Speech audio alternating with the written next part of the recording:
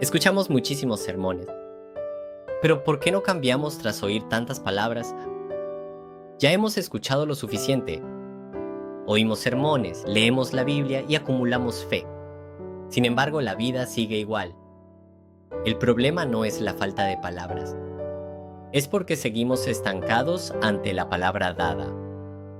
La fe no consiste en saber más cosas nuevas. Se trata de rendirse ante la palabra ya recibida. Es dejar mis ideas y mi terquedad y admitir que Dios tiene razón. Dios sigue hablando incluso en este momento, y Él está esperando pacientemente. Espera que escuchemos, o mejor, que aceptemos.